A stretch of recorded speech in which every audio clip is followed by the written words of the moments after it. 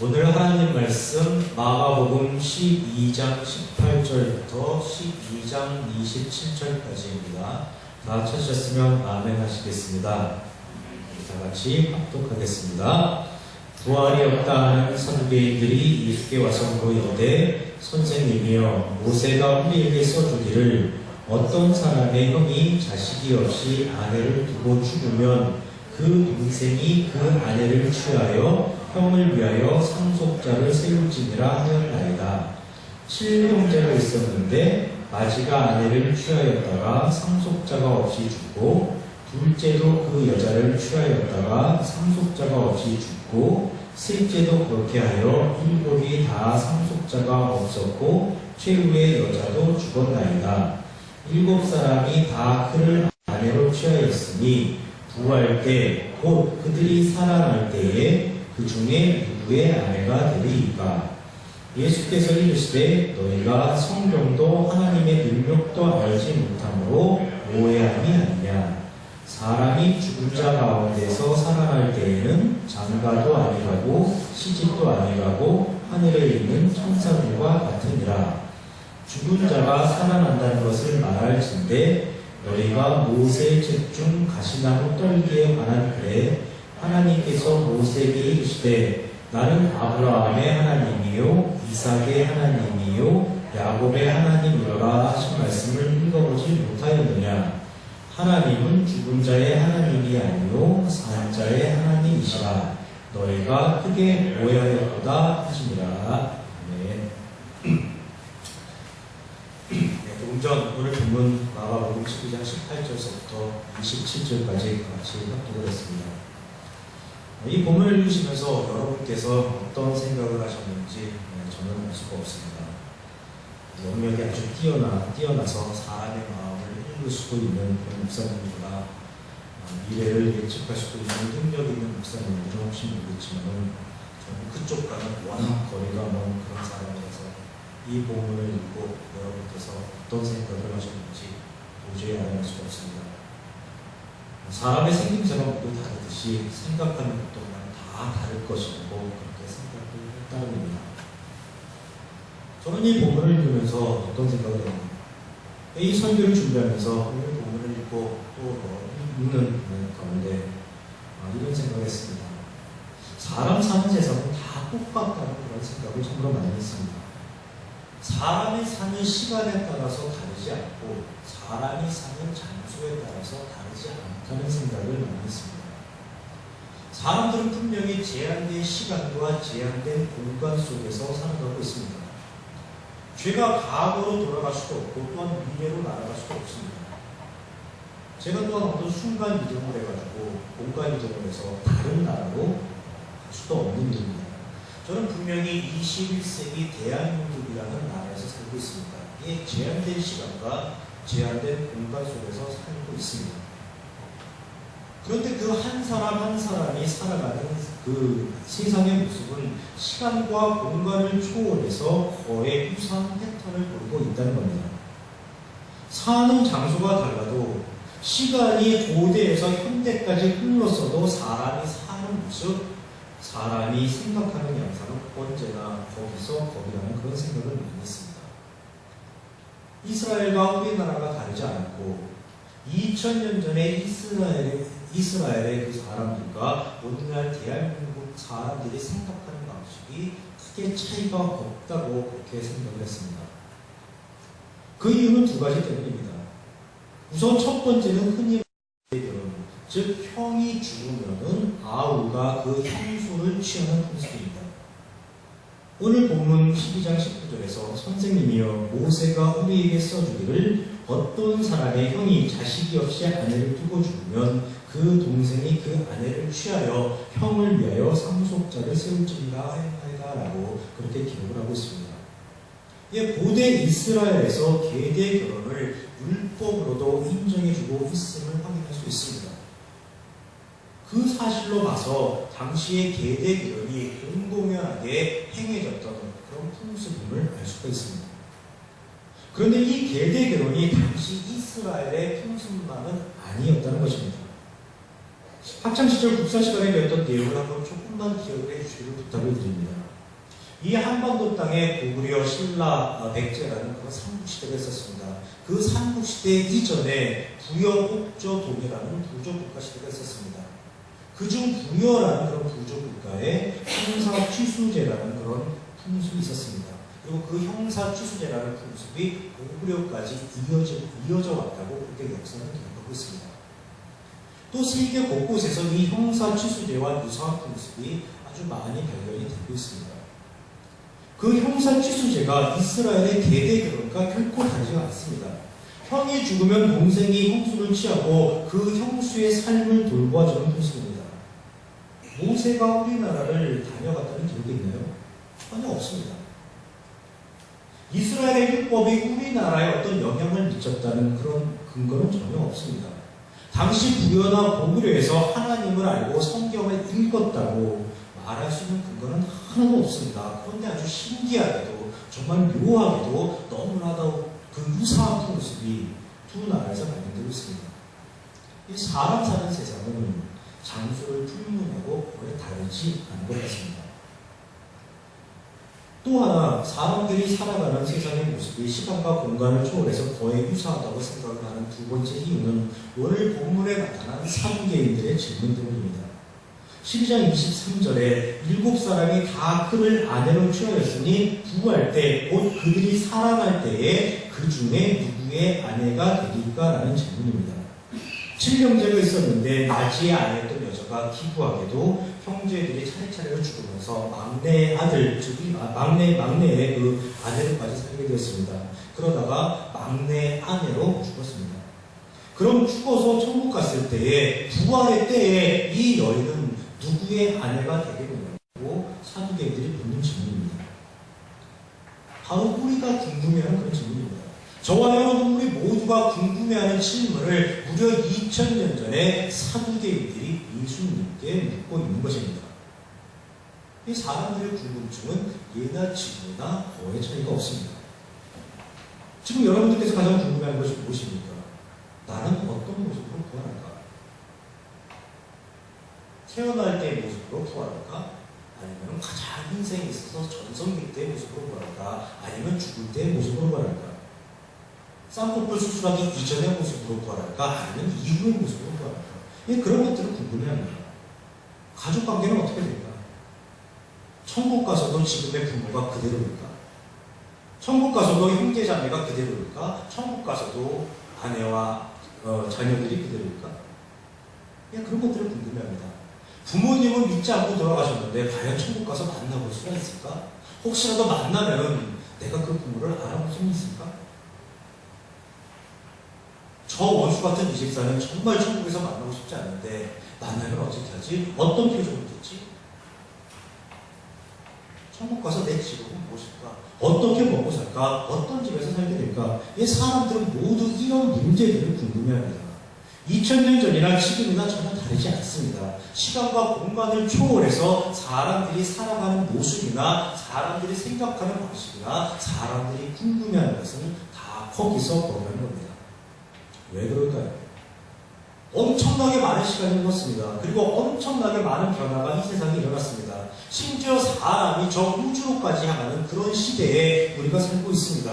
그런데 사람들의 궁극적인 살아가는 모습이나 생각하는 방식, 궁금해하는 것은 전혀 달라지지 않고 있습니다. 왜 그럴까요?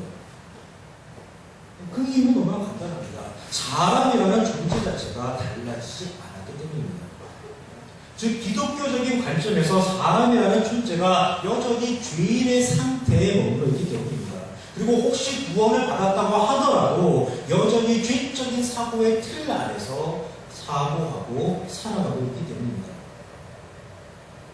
얼마 전 세월호 사건이 터졌을 때 참으로 많은 말들을 보았습니다. 해서는 안 될 말들이 마구마구 쏟아져 나오게 했습니다. 그때 한 기자가 쓴 기사가 아직도 생생하게 기억이 납니다. 자신은 우리나라 사람들이 진보와 보수라는 양대 축으로 해가지고 양분되어 있다고 생각을 했었는데 사실은 사람과 짐승으로 나뉘어져 있다는 사실을 깨닫게 됐다는 기사였습니다. 사람 같지 않은 사람이 너무도 많다는 것을 통달해야 하는 그런 그런 기사였습니다. 그런데 사람이 그 기자가 생각하는 대로 정말로 사람과 짐승으로 양분되어 있을까요? 절대로 그렇지가 않습니다. 사람은 사람일 뿐입니다. 단지 자신이 처한 상황과 형편에 따라서 사람들의 모습이 달라지게 나타나는 겁니다. 요즘은 어떤지 모르겠습니다. 제가 초등학교, 중학교 다닐 때 가장 많이 들었던 이야기가 이런 이야기입니다. 사람은 세 부류로 나눌 수 있다는 말입니다. 꼭 있어야 하는 사람, 있으나 마나한 사람, 있어서는 안 될 사람, 이렇게 세 부류로 나눌 수 있는데 여러분들은 꼭 있어야 하는 사람이 되십시오라는 그런 말을 처음으로 많이 들었습니다. 그런데 정말로 사람을 그렇게 세 등급으로 구분할 수가 있을까요? 절대로 그렇게 구분할 수가 없습니다. 왜냐하면 누가 구분하느냐, 그리고 또 어떤 기준으로 구분하느냐, 그리고 구분하는 시점의 상황이 어떤 상황이냐에 따라서 결과는 다 달라지게 나타나기 때문입니다. 이 세상에서는 절대적인 구분 자체가 아예 불가능하게 되어 있습니다. 그럼 기독교의 관점에서는 사람들을 어떻게 구분할까요? 여러분 너무나 잘 아실 것입니다. 만약 사람을 굳이 구분하라고 한다면 유일하게 사람을 구분 지을 수 있는 기준은 오직 하나님입니다. 만약 사람을 굳이 분류하라고 한다면 그 분류 방법은 오직 하나, 성도냐? 그렇지 않느냐입니다. 왜냐하면 성도는 하나님의 기준과 하나님의 개념, 하나님의 가치, 원리를 가진 사람들이고 비성도인 사람들은 죄인의 기준, 죄인의 개념, 죄인의 가치, 죄인의 원리를 가진 그런 사람들이기 때문입니다. 사람이란 존재 자체는 근본적으로 아무 차이가 없습니다. 그 사람이 하나님의 개념을 가지고 있느냐, 죄인의 개념을 가지고 있느냐, 오직 그것으로 구분하는 방식, 그것이 바로 기독교의 방식입니다. 이렇게 말씀을 드리면 성도들이 그래 맞아, 그것이 바른 기준이야, 이렇게 인정을 해야 되는데 대체적으로 성도들은 인정을 하지 않습니다. 왜냐하면 자기들이 성도이면서도 정작 자기 스스로가 하나님의 원리, 하나님의 개념, 하나님의 가치를 가지고 있지 않기 때문입니다. 성도들 스스로 그래 맞아, 성도는 달라, 우리는 달라, 우리는 죄인과 다른 목적, 죄인과는 다른 가치, 죄인과는 다른 기준, 죄인과는 다른 방법을 가지고 있어, 우린 그런 존재야라고 그렇게 생각을 해야 하는데 그렇지가 않다는 겁니다.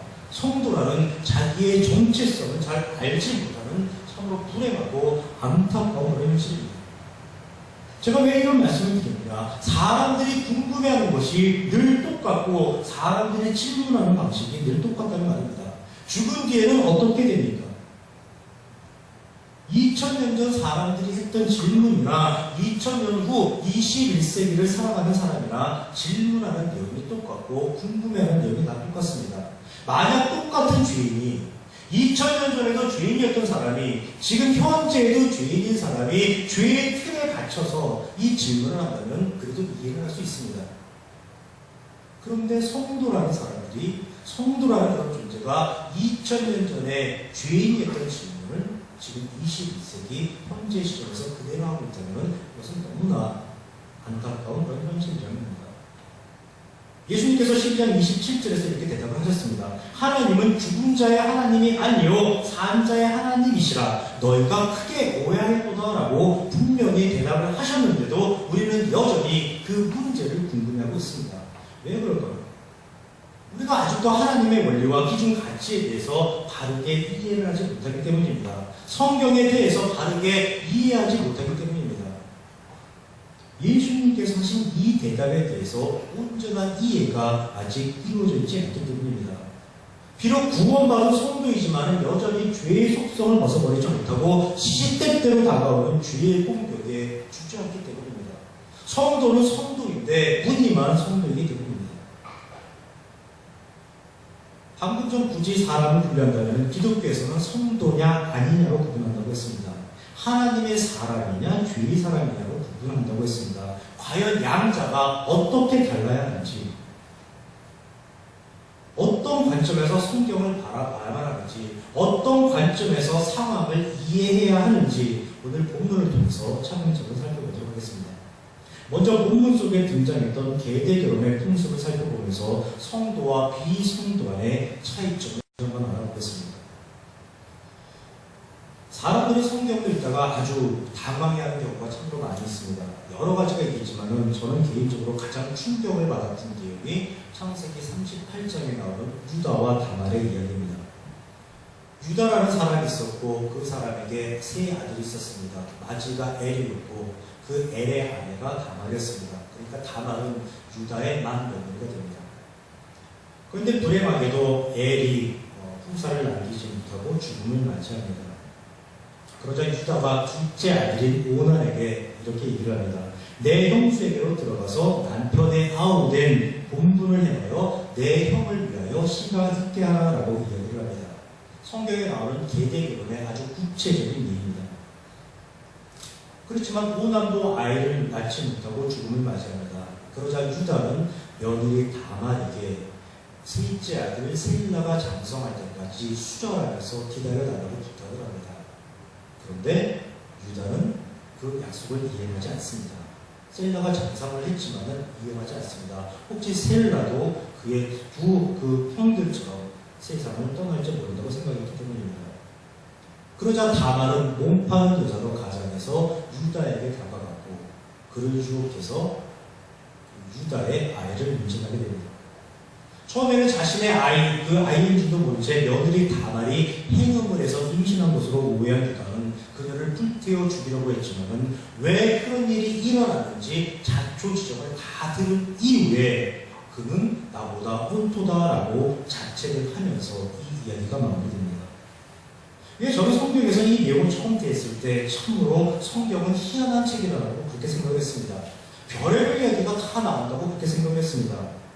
막장 드라마의 대가로 불리는 그런 여러 방송 작가들이 있지만 그런 방송 작가가 울고 갈 정도의 내용들이 성경에 버젓이 기록이 되어 있으니까 놀라지 않을 수가 없었습니다.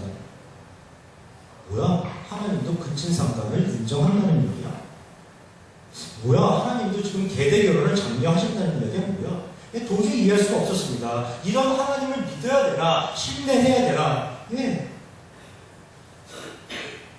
그런데 그것이 바로 죄인의 시간이라는 것입니다.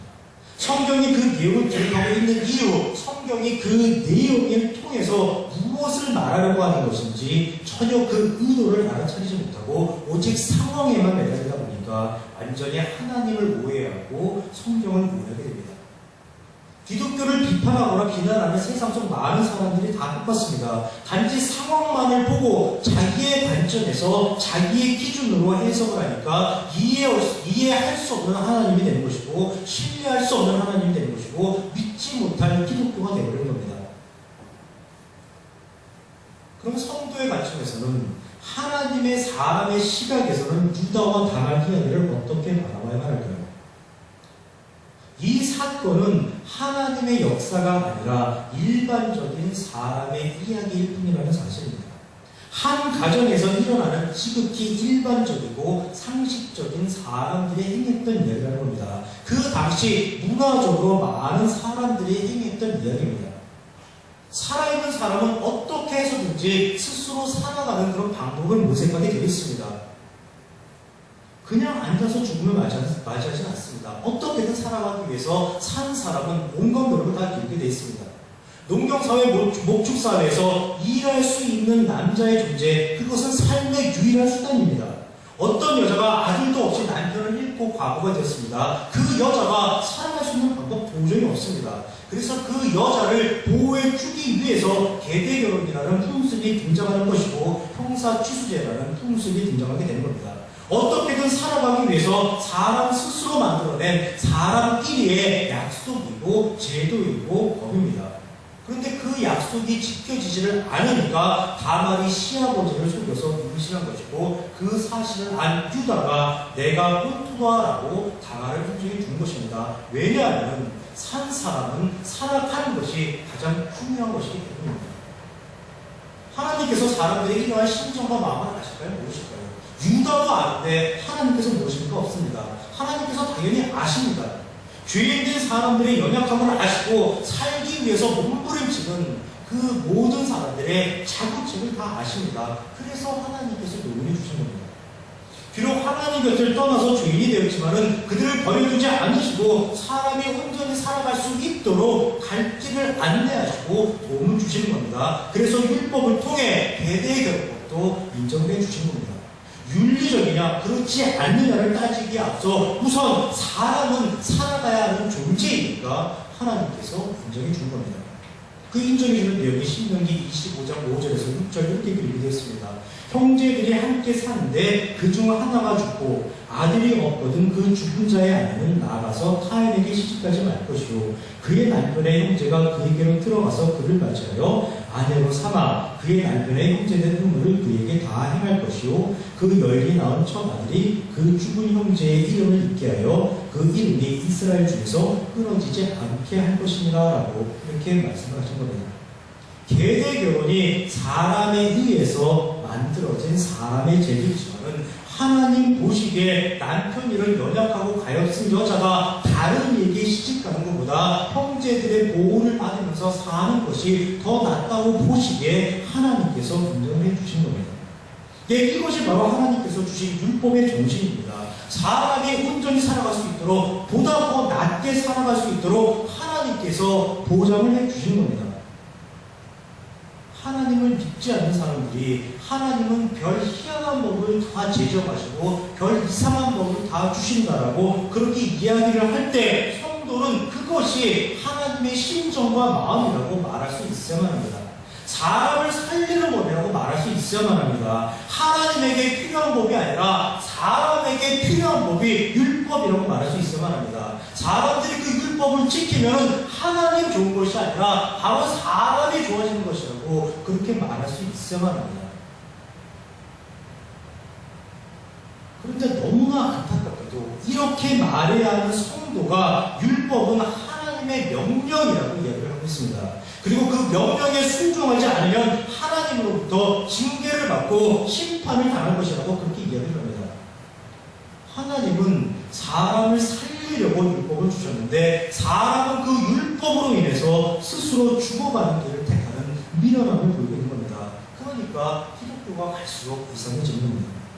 가뜩이나 하나님의 존재, 하나님의 원리, 하나님의 심정과 마음이 이해가 안 가는데 거기다가 하나님은 명령하는 분, 하나님은 징계하는 분, 하나님은 심판하시는 분이라고 그렇게 이야기를 해대니까 세상 어느 누구가 하나님 곁으로 나오고 있습니다.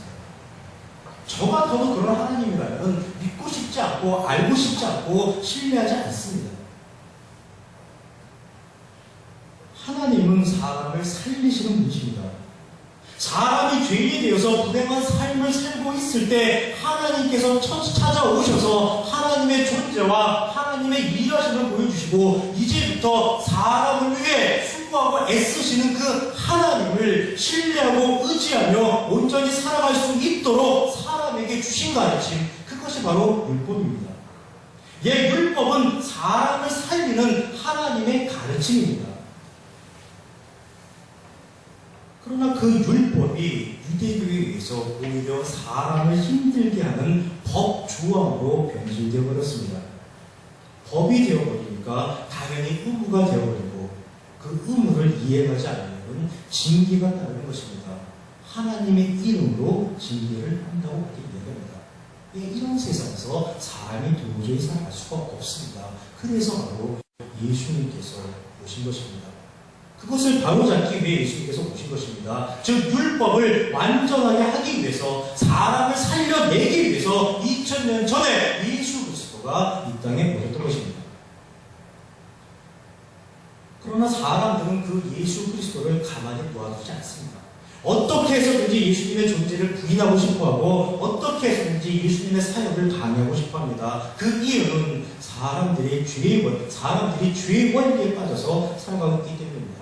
오로지 자신들의 유익과 이익을 위해 살아가는 그 죄인들에게 자신의 유익과 이익을 훼손하는, 위태롭게 하는 예수님이라는 존재는 눈의 가시 같은 존재일 수밖에 없습니다. 어서 빨리 예수님은 자기들 눈앞에서 사라져 줘야 하는 존재입니다. 그래서 오늘도 그들의 비열한 공작은 멈추지를 않습니다. 그들의 공작 살펴보겠습니다. 12장 18절입니다. 부활이 없다 하는 사두개인들이 예수께 와서 물어 이르되라고 그렇게 기록하고 있습니다. 오늘은 사두개인들이라는 그런 사람이 등장합니다. 참으로 여러 종류의 사람들이 지금까지 등장했었습니다. 그래서 먼저 그동안 어떤 사람들이 예수님을 함정에 빠뜨리기 위해서 시도를 했었는지, 그리고 그들이 어떤 주제를 가지고 예수님을 올무로 엮으려고 했는지 한번 먼저 살펴보겠습니다. 예수님께서 예루살렘에 입성하셨습니다. 예루살렘에 입성하시고 처음으로 가신 곳이 성전이었습니다. 성전에서 성전 정화 사건을 사역을 행하신 이후에 처음 예수님께 다가왔던 인물들은 대제사장, 서기관들, 장로들이었습니다. 마가복음 11장 27절에서 28절 예수께서 성전에서 거니실 때에 대제사장들과 서기관들과 장로들이 나와 이르되 무슨 권위로 이런 일을 하느냐, 누가 이런 일할 권위를 주느냐라고 이렇게 성경을 기록하고 있습니다. 대제사장, 서기관, 장로들이 예수님께 나와서 권위라는 주제를 가지고 논쟁을 불러일으켰던 것입니다. 이 주제도 잘 보셔야 합니다. 그들이 어떤 주제를 가지고 예수님과 논쟁을 일으켰느냐에 그들의 특성이 모두 담겨져 있습니다.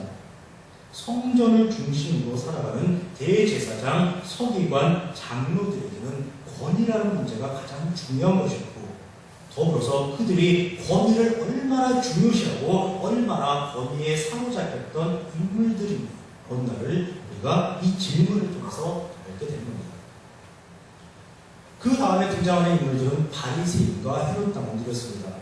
마가복음 12장 13절에 그들이 예수의 말씀을 책잡으려 하여 바리새인과 헤롯 당 중에서 사람을 보내매라며 기록하고 있고, 12장 14절에서 가이사에게 세금을 바치는 것이 옳으니까 옳지 아니하니까 라고 질문을 던지면서 그들이 세금 문제를 일으킵니다. 이들의 질문을 통해서 우리는 바리새인과 헤롯 당원들이 얼마나 정치적 성향이 강했던 인물들인가를 또한 깨닫게 되는 것입니다.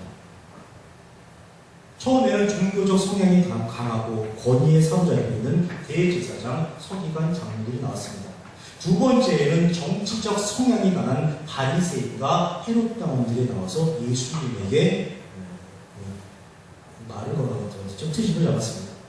그리고 오늘 세 번째로 등장하는 인물들이 사두개인들입니다. 그 사두개인들이 등장해서 예수님과 대적을 하고 있는 겁니다. 그러니까 정치, 경제, 사회, 문화적으로 유력 집단, 주력 집단이라고 하는 여러 세력들이 지금 총동원돼서 돌아가면서 예수님 앞에 나와서 예수님께 도전을 하고 있는 그런 장면을 우리가 목격하게 됩니다. 그런데 이 집단들은 서로 견제 세력입니다. 우호적인 세력이 결코 아닙니다. 각자의 목적이 다르고 추구하는 방향이 다 다릅니다. 그럼 그들이 목적과 추구하는 방향이 다 다른 이들이 예수님을 사로잡는 길에는 하나가 된 것입니다. 그래서 한쪽 그룹이 예수님께 나갔다가 망신당했다는 소문이 들리면은 속으로는 참으로 고소해하면서도 다른 한편으로는 야, 서기관들이 나갔대. 그래? 그럼 우리가 나가보자. 야, 헤롯 당원들이 나갔대. 그래? 그럼 우리가 나가보자. 이렇게 얘기를 하는 겁니다. 우리가 나가서 예수를 시험해보고 우리의 힘으로 예수를 잡아내고 예수를 홀무로 덮어서 결국에는 예수도 잡고 다른 세력들보다 우리가 훨씬 더 낫다는 것을 보여주자라고 그들은 생각을 하면서 예수님께 대적을 하는 겁니다. 그래서 오늘 사두개인들이 또 등장하게 되는 겁니다. 그럼 사두개인들은 어떤 존재일까요? 그 힌트가 12장 18절에 나와 있습니다. 12장 18절 부활이 없다는 사두개인들이 예수께서 물어 이르되, 사두개인들에 대한 설명이 나오는데 그들은 부활은 없다고 믿는 사람들이었습니다. 사두개인들은 왜 부활이 없다고 믿었던 것일까? 사두개인들이 부활이 없다고 생각하는 데에는 나름대로 다 이유가 있습니다. 사두개인들은 바리새인들과 더불어서 유대교의 양대 산맥을 이루는 핵심 세력입니다. 바리새인들보다 더 보수적이고 지위상으로도 더 우월한 위치에 있던 그런 무리들입니다. 근데 저들이 보기에 율법에 부활에 관한 이야기가 전혀 언급되어 있지 않는 것입니다. 사두개인들은 율법을 가지고 있었습니다. 창세기, 출애굽기, 레위기, 민수기, 신명기, 즉 모세오경을 저들은 가지고 있었습니다. 그것을 읽고 또 읽고 연구를 해 보았는데 그 모세오경 율법에는 부활이 전혀 없다는 겁니다. 실제로 창세기서부터 신명기까지 읽어보면, 율법서를 읽어보면 부활이라는 단어가 한 번도 나오지 않고 부활이라는 그런 사건이 전혀 등장하지 않습니다. 그러니까 사두개인들은 우리가 율법서를 가지고 있어. 우리가 율법서를 통독해서 다 외우고 있고 우리가 그 율법서를 많이 연구해 봤는데 부활이라는 게 전혀 나오지를 않아. 부활이란 단어가 나오지 않고 부활이란 사건이 나오지 않아. 그러니까 부활이란 없는 거야 라고 이렇게 생각을 한 겁니다. 이렇게 생각하는 사두개인들이 예수님께 던지는 질문이 12장 23절 7사람이 다 그를 안으로 취하였으니 부활 때에 곧 그들이 살아날 때에 그 중에 누구의 아내가 되리까입니다. 이 질문에서 저들의 순수함이 느껴지십니까? 사두개인들이 정말로 부활의 상황의 때에서 알고 싶어 하는 것으로 생각이 되십니까? 그들은 자신들은 부활은 없다고 믿고 있는데 우리의 생각이 정말로 맞는 것이지요? 라고 부활이 없다는 것이 맞는 것이지요? 라고 예수님께 확인하는 그런 질문으로 들리십니까? 절대로 그렇지가 않습니다. 부활이 없다 하는 사두개인들이라고 성경에서 전제를 깔고 있고 그런 그들이 부활 때의 상황에 대해서 예수님께 묻고 있다면 그것은 순수한 질문이 아니라 분명히 어떤 함정이 퍼져 있는 겁니다.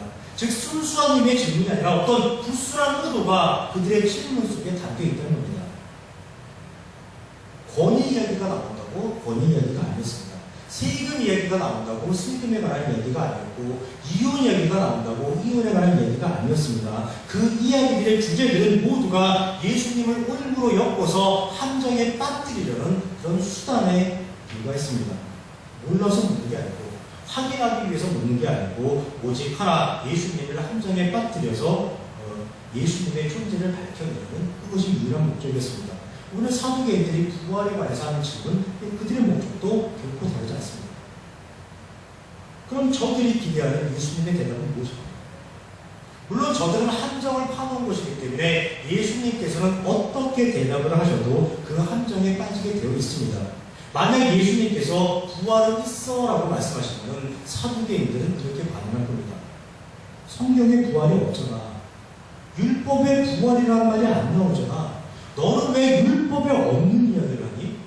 너는 왜 하나님께서 하시지도 않은 말씀을 너는 그 이야기를 어떻게 할 수 있니? 하나님 말씀에도 없는 내용을 가지고 네가 부활 이야기를 네 마음대로 하는 거 보니까 너는 하늘로부터 온 자가 아니야. 너는 메시아가 아니야. 너는 그리스도가 아니야. 너는 하나님의 아들이 아니야. 예수님께서 부활은 있어라고 부활에 관해서 말씀하시면 저들은 그렇게 몰고 갈 겁니다. 반대로 예수님께서 부활이 없다고 대답을 하시면 그들은 어떤 반응을 보이겠습니까? 네가 지금 그랬지? 부활이 없다고 그랬지? 분명히 그랬어? 그런데 네가 없고 저렇게 뭐라고 그랬어?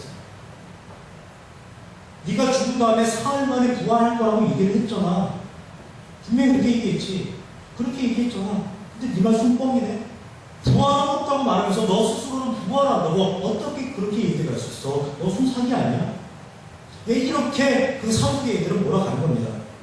지금 부활 자체가 문제가 아닙니다. 사두개인들은 부활 이야기를 빌미로 해서 예수님이 그리스도냐 아니냐, 예수님이 하늘로부터 온 자냐 아니냐, 그것을 밝혀내는데 예수님의 정체성을 밝혀내는 데만 목적이 있는 겁니다. 예수님께서 저들의 불순한 의도를 아실까요? 모르실까요? 당연히 아시죠. 그래서 예수님께서 하시는 대답 12장 24절 너희가 성경도 하나님의 능력도 알지 못함으로 오해함이 아니냐입니다. 부활에 관해서 직접적인 말씀하시는 것이 아니라 저들의 질문 속에 저들의 근본적인 오해와 착각이 들어가 있다는 것을 먼저 지적을 해주십니다. 그 근본적인 오해 착각은 과연 무엇인가요? 첫 번째는 저들은 자신들이 현재에 대해서는 잘 알고 있다고 생각을 하고 있는 겁니다. 마가복음 12장 22절에서 23절을 보겠습니다. 7이 다 상속자가 없었고 최후의 여자도 죽었나이다. 7사람이 다 그를 아내로 취하였으니 부활 때 곧 그들이 살아날 때에 그 중에 누구의 아내가 되리까라고 저들이 질문하고 있습니다. 이 중에서 핵심 단어를 하나 꼽으라고 하면 여러분 무엇을 꼽으시겠습니까? 아마 누구의 아내를 꼽으실 분이 많이 계실 겁니다. 왜냐하면 그것이 저들의 궁극적인 질문처럼 느껴지기 때문입니다. 그런데 이 말씀에서 그 사두개인들의 질문하는 그 이야기에서 핵심 단어는 부활 때입니다. 지금 저들은 부활은 없다고 믿는 사람들입니다. 그러니까 부활 자체에 대해서 믿는 것이 아니라 부활은 없다고 그 믿는 자신들의 신념을 지키는 가운데 부활 때의 상황을 물어보면서 예수님을 올무로 엮기 위해서 아주 교묘한 방식으로 지금 질문을 던집니다. 즉 일곱 형제와 아내가 살아날 때의 상황을 묻는 것입니다. 그때 어떻게 되는지 잘 모르겠다고 묻는 겁니다. 이것을 역으로 뒤집어서 말합니다. 그때 어떻게 되는지 모르겠다는 이 표현을 역으로 뒤집어서 말하면 그때는 모르겠는데 모르지만은 현재는 우리가 다 알고 있다는 겁니다. 현재는 우리가 다 알고 있는데 혹시 부활이 있다면 즉 그들이 다시 살아난다면 그때는 과연 어떻게 되는지 자신들은 잘 모르겠다고 지금 물어보고 있는 겁니다. 예, 저들은 현재 상황을 잘 알고 있습니다. 여러분도 당연히 다 아실 겁니다. 그 여인은 원래 첫째 아내였습니다. 첫째 아내였다가 둘째가 죽고 셋째가 죽고 그리고 막내가 죽으니까 일곱째 아내까지 살게 되었습니다. 여러분에게 한번 여쭤보겠습니다. 지금 첫째가 죽었고 둘째가 죽었고 셋째와 더불어서 그 여자가 살고 있습니다. 그럼 그 여자는 몇째 아내입니까? 셋째 아내입니다. 그러다가 셋째, 넷째, 다섯째, 여섯째 다 죽고 일곱째랑 그 여자가 살고 있습니다. 그럼 그 여자는 누구의 아내입니까? 몇째 아내입니까? 당연히 일곱째 아내입니다. 사람들은 다 알고 있습니다. 사두개인들은 우리가 그 현재 내용은 다 알고 있다. 현재는 우리가 알고 있는데 모르는 것이 하나 있다. 뭐냐? 미래에 대해서 모르겠다. 사후 세계에 대해서 모르겠다. 죽은 이유를 모르겠다. 다음 세대에 대해서 모르겠다. 이게 나중을 모르겠다는 겁니다. 그 질문이 부활 때, 곧 그들이 살아날 때에 그 중에 누구의 아내가 되리까라고 그렇게 묻는 것입니다. 그들의 질문에 대해서 예수님께서 말씀하십니다. 12장 24절 너희가 성경도 하나님의 능력도 알지 못함으로 오해함이 아니라 그들의 질문에 대한 대답이 아닙니다. 대답을 하시는 것이 아니라 한방 저들을 넣으시는 겁니다. 너의 질문이 엉터리야라고 대답하시는 겁니다. 너희들이 다 알고 있다고? 미래만 모르겠다고? 너희들은 미래만 모르는 것이 아니라 너희는 다 몰라. 너희는 다 모르고 있고 다 오해하고 있고 다 착각하고 있는 것이야 라고 말씀하는 겁니다. 저들은 율법을 가지고 있었고 율법을 알고 있었습니다. 당연히 하나님도 가지고 있었고 하나님도 알고 있었습니다. 저들은 성경과 하나님을 가지고 있었고 하나님에 대해 알고 있었습니다. 그런 그들을 향해서 예수님께서는 가지고 있었던 건 맞아. 너희가 율법 가지고 있었던 건 맞고 하나님에 대해서 알고 있는 건 맞아. 그런데 다 잘못 알고 있고 다 오해하고 있고 다 착각하고 있는 것이다 라고 예수님은 말씀을 하신 겁니다. 이 사두개인들은 사람에 대해서 다 알고 있고 세상에 대해서 다 알고 있고 현재에 대해서 다 알고 있다고 생각했습니다. 모르는 것은 단 하나, 미래라고 생각했습니다. 미래 이외에는 모르는 것은 전혀 없다고 그런 생각을 했습니다. 그러나 그렇지가 않다는 겁니다. 저들은 사람을 몰랐습니다. 그리고 하나님도 몰랐습니다. 사람을 모르고 하나님을 모르니까 죽은 자의 부활이 없다고 그렇게 생각을 하는 겁니다. 그래서 예수님께서는 너희가 성경도 하나님의 능력도 알지 못하므로 오해함이 아니냐라고 말씀을 하십니다. 저들이 하고 있는 근본적인 오해와 착각 중 두 번째는 바로 죽었다라는 말의 의미입니다. 성경에서 죽었다라고 말했을 때 그 죽었다가 무엇을 말하는 겁니까? 제가 여러 번 말씀드렸었습니다. 성경에서 말하는 근본적인 의미의 죽음은 하나님과의 관계성에서의 죽음입니다. 그런데 지금 사두개인들은 자신들은 하나님과의 관계성에서 죽은 적이 없다고 생각을 하고 있는 것입니다. 자기들은 원래부터 하나님으로부터 선택받은 하나님의 백성이고 자기들 스스로가 결코 하나님을 떠난 적이 없다고 생각을 하는 겁니다. 그러니까 자신들은 죄인이 아니고 하나님에 대해서 죽었다고 전혀 생각을 하지 않습니다. 그런데 하나님의 관점에서는 너희들은 하나님을 떠났었다. 그래서 너희들은 죄인이다. 그래서 너희들은 죽었던 존재들이다. 그럼 너희들을 하나님께서 찾아주셔서 하나님의 죄에서 구원하게 하시고 하나님의 심정과 마음을 알게 하실 것이다. 그렇게 해서 하나님께서 너희들을 부활시켜 주실 것이다. 하나님은 그렇게 생각을 하고 있다는 겁니다. 그것이 바로 기독교에서 말하는 부활입니다. 기독교에서 말하는 부활은 죽은 자가 살아난다는 것이 아니라 바로 하나님과의 관계가 회복되는 것을 부활이라고 말하는 겁니다. 구약에 보면은 죽었다가 살아난 사람들의 이야기가 아주 많이 나옵니다.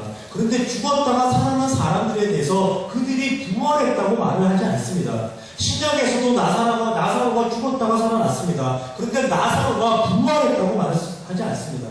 육신이 죽었다가 다시 살아난 것, 그것이 중요한 것이 아니기 때문입니다. 성경에서는 하나님에 대해서 떠나 있는 것을 죽은 것이라고 표현하는 것이고, 하나님에 대해서 살아난 것, 하나님에 대해서 다시 알게 된 것, 그것을 부활이라고 말합니다.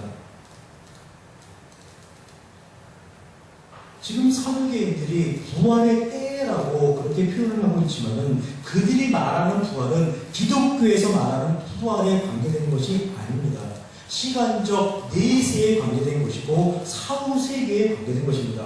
그러나 예수님께서 대답하시는 부활은 내세에 대한 이야기가 전혀 아니라 하나님과의 관계에 대해서 말씀을 하시는 겁니다. 사도계인들이 묻는 질문 속에 들어가 있는 부활의 개념과 예수님께서 대답하시는 그 부활의 개념은 그 개념 자체가 완전히 다른 것이고 그 차원이 완전히 다른 겁니다. 이 사도계인들은 미래에는 다 안다고 자신을 했지만 제대로 알고 있는 것이 하나도 없었습니다. 사람에 대해서도 묻고 하나님에 대해서도 묻고 하나님의 관점에서 말하는 죽음과 부활의 개념에 대해서도 전혀 이해가 이루어지지 않는 그런 존재들이었습니다. 그렇게 모르는 자들을 향해서 예수님께서는 어떻게 하셔야 되겠습니까? 이게 가르쳐주는 일입니다. 바로 그 예수님께서 가르쳐주는 내용이 12장 25절입니다. 사람이 죽은 자 가운데서 살아날 때에는 장가도 아니라고 시집도 아니라고 하늘에 있는 천사들과 같으니라 합니다. 저들이 무엇이라고 물었습니까? 부활 때, 곧 그들이 살아날 때에 그 중에 누구의 아내가 되리까? 라고 그렇게 물었습니다. 저들은 부활은 없다고 믿는 존재이기에 부활 자체에 대해서 질문하는 것이 아니라 부활 때의 상황에 대해서 질문을 던지는 겁니다. 그리고 부활의 때에 관해서 저들이 물어보니까 예수님께서도 부활에 대해 직접 말씀하시는 것이 아니라 부활 때 사람이 죽은 자 가운데서 살아날 때는 장가도 아니라고 시집도 아니라고 하늘에 있는 천사들과 같으니라라고 말씀을 하시면서 부활 때의 상황에 대해서 대답하시는 겁니다. 저들의 질문의 포인트가 부활이 아니라는 것을 예수님은 알고 계시니까 저들이 질문한 대로 부활의 때에 대해서 예수님께서도 그렇게 대답을 하신 겁니다. 그러니까 예수님의 대답도 부활 자체가 아니라 예수님도 부활의 때에 대해서 상황을 말씀해 주십니다. 그래서 하시는 말씀이 사람이 죽은 자 가운데서 살아날 때에는 장가도 아니라고 시집도 아니라고 하늘에 있는 천사들과 같으니라 라고 말씀하십니다. 그런데 우리는 또 이 말씀에 꽂혀버립니다. 사람이 천국 가서는 장가도 안 한대, 시집도 안 한대, 그냥 천사들과 같이 살게 된대. 그런 모습으로 산대. 그냥 이렇게 생각을 하고 말해버립니다. 그러면서 정작 중요한 그 다음에 나오는 내용은 그냥 대충 읽어버리고 말합니다.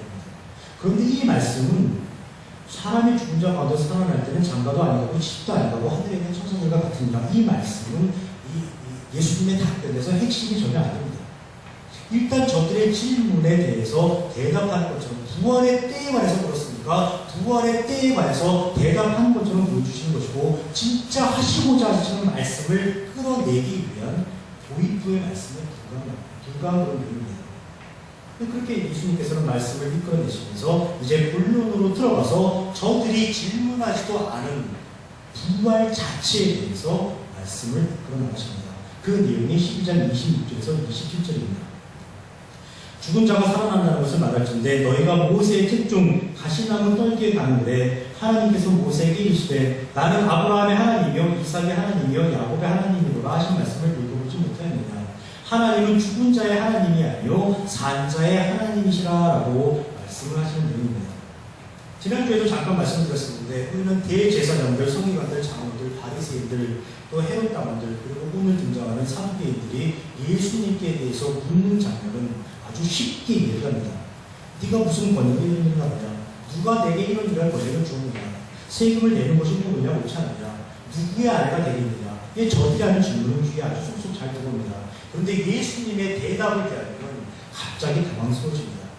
그 이유는 우리가 아직 하나님의 그 원리와 방식에 익숙하지 않기 때문입니다.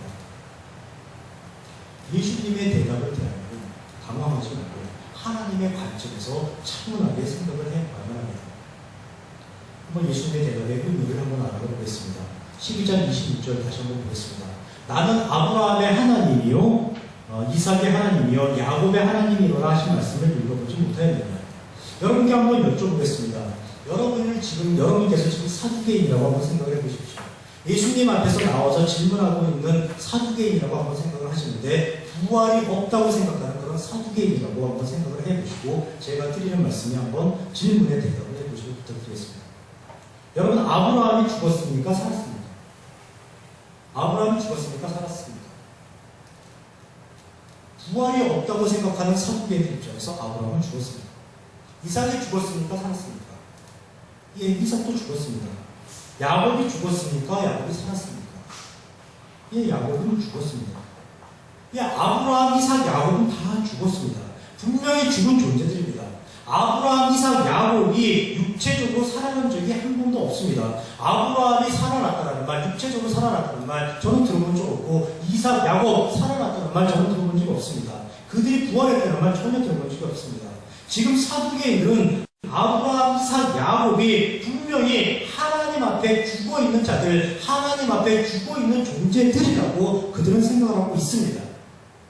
그런데 예수님께서는 아브라함과 이삭과 야곱이 살아있다고 지금 말씀하신 겁니다. 왜 이런 결과가 됐냐? 제가 한번 3번 풀어보겠습니다. 하나님은 죽은 자의 하나님이 아니라 산 자의 하나님이십니다. 맞습니까? 틀립니까? 맞습니다. 이게 맞는 얘기입니다. 그런데 하나님은 아브라함, 이삭, 야곱의 하나님이십니다. 맞습니까? 틀립니까? 예, 맞습니다. 분명히 맞습니다. 그럼 하나님은 산자의 하나님이신데 그 하나님이 아브라함, 이삭, 야곱의 하나님이라고 하십니다. 그렇다면 아브라함과 이삭, 야곱은 살아있는 자들입니까? 죽어있는 존재들입니까? 살아있는 자들입니다. 살아있는 존재들입니다.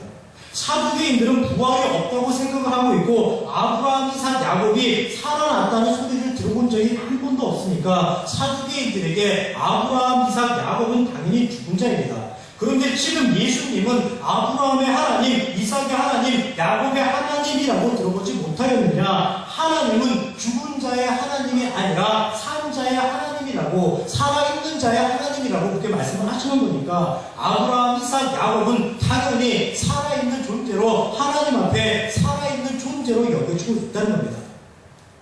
그런데 우리가 여기서 또 오해를 합니다. 오해하는 경우가 많이 있습니다.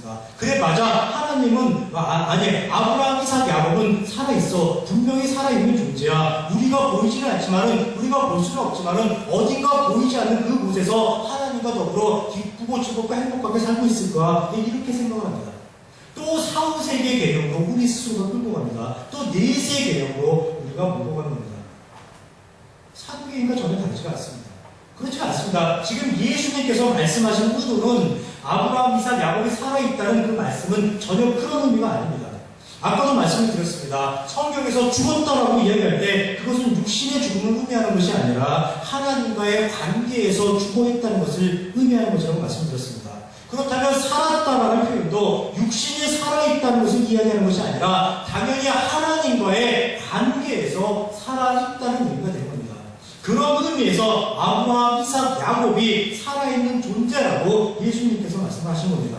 어떻게 아브라함, 이삭, 야곱이 그렇게 될 수가 있었습니까? 아브라함, 이삭, 야곱이 하나님을 아는 자로 변화가 되었기 때문입니다. 하나님에 대해서 아무것도 몰랐던 그들에게 하나님께서 직접 임하셔서 하나님의 존재를 알게 하셨고 하나님의 심정과 마음을 가르치셨고 하나님의 원리를 가르쳐서 그 원리와 가치에 따라 그들이 온전히 살아갈 수 있도록 하나님께서 인도하셨고 그래서 그들이 하나님을 아는 존재가 되었고 그렇게 하나님을 아는 존재로 그들이 살아갔기 때문입니다. 하나님에 대해서 몰랐던 자가 하나님을 아는 자로 변화가 되는 것, 그것이 바로 부활입니다. 하나님에 대해서 죽었던 자가, 하나님에 대해서 떠나가 있던 자가 하나님에 대해서 되돌아온 자, 하나님에 대해서 살아난 것, 그것이 부활입니다. 죄에 사로잡혀 있던 자가 죄에서 해방되어 이제 하나님의 원리와 가치로 살게 된 것, 그것이 부활입니다. 네, 그것이 기독교에서 말하는 부활의 정확한 의미입니다. 그 부활의 역사를 체험하고 하나님을 아는 존재로 거듭난 생명들, 그들이 바로 산자들이고 그 산자들의 하나님이시라고 예수님께서 지금 말씀하시는 것입니다. 그리고 아브라함, 이삭, 야곱이 산자로 하나님께 여겨지듯이 하나님께서 구원하시고 하나님께서 부활시키시고 하나님께서 만들어주신 성도들을 영원히 산자로서 영원히 살아가는 자로서 영원히 하나님 앞에 살아있는 그런 존재들로서 보장해 주시고 지켜주신다고 예수님께서 말씀을 하신 겁니다. 그렇다면 우리는 어떤 존재입니까? 우리가 바로 그 산자들입니다. 2000년 전 십자가에 달려 죽으시고 부활하신 예수님의 사역으로 인해서 구원받은 존재, 부활한 존재, 거듭난 존재, 성도된 존재입니다. 예, 우리들은 부활된 존재입니다. 하나님의 보호와 하나님의 인도와 하나님의 보장으로 영원히 산자로 하나님 앞에 살아있는 자로 살아가는 존재들입니다. 게다가 지금 현재는 우리는 육신마저도 멀쩡하게 살아있는 그런 존재입니다. 가장 축복받은 존재입니다. 가장 기뻐해야 하는 존재입니다. 가장 즐거워해야 하는 그런 존재입니다. 가장 행복해야 하는 그런 존재입니다. 죄가 가장 강력한 무기로 사용하는 죽음의 번사마저 물리치고 극복한 존재이기에 그 무엇도 두려울 것이 없는 그런 존재입니다. 육신마저 살아있기에 하나님께서 가장 기대하시고 소망하시는 그런 존재입니다. 그런데 기쁘게 살고 계신가요? 즐거워하면서 우리가 살고 있는 거예요? 행복해하면서 우리가 살고 있는 거예요? 그 무엇도 두려워하지 않으면서 담대하게 살고 계신가요? 하나님의 기대와 소망에 부응하면서 우리가 살아가고 있나요? 결코 그렇지가 않을 것 같습니다. 왜 그렇습니까? 그 이유는 우리가 아직도 하나님에 대해서 잘 알지 못하기 때문입니다. 하나님의 원리에 대해서 아직 익숙하지 않기 때문입니다. 하나님의 원리를 나의 삶 속에 잘 적용하지 못하면서 살아가기 때문입니다. 시시때때로 다가오는 죄의 원리에 우리가 무릎을 꿇고 말기 때문입니다. 저 또한 마찬가지입니다. 하루에도 수십 번, 아니 수백 번씩 죄적 원리와 치열하게 전투를 벌이면서 살아가는 날이 하루 이틀이 아닙니다. 저에게 문제가 있는 것이 아니고 여러분에게 문제가 있는 것이 아닙니다. 그만큼 죄가 교활하다는 것이고 그만큼 죄가 강력하다는 것이고 그만큼 죄가 이 세상에 확산되어 있다는 것이고 그만큼 죄가 세상을 지배하고 있다는 것입니다. 그런데 우리는 그 사실을 아는 자들입니다. 죄의 존재를 아는 자들입니다. 사람을 성도와 비성도로 구분한다고 했습니다. 성도는 죄를 아는 자들이고 비성도는 죄를 모르는 자들입니다. 그렇습니다. 정말로 엄청난 차이입니다. 아는 자는 알고 있기에 그 죄를 극복할 수 있는 것이고 모르는 자는 모르는 것이기에 그 죄에서 영원히 헤어나지 못한 겁니다. 그래서 우리의 삶이 너무나 중요한 것입니다. 그래서 우리의 삶을 빛과 소금의 삶이라고 성경은 기록한 겁니다. 성도는 죄에서 해방되어 구원받은 존재입니다. 하나님에 대해서 살아있는 존재입니다. 죄란 존재에 대해서 아는 자들이고 그 죄를 물리친 하나님의 존재를 아는 자들입니다. 그 하나님께서 우리의 삶을 보호하시고 우리의 삶을 인도하시고 우리의 성도됨을 영원히 보증해 주신다는 것을 늘 기억하시고 그 어떤 두려움도 없는 가운데 기쁘고 즐겁고 행복하게 하나님과 더불어 하루하루 살아가시길 주님의 이름으로 축원합니다. 기도하시겠습니다.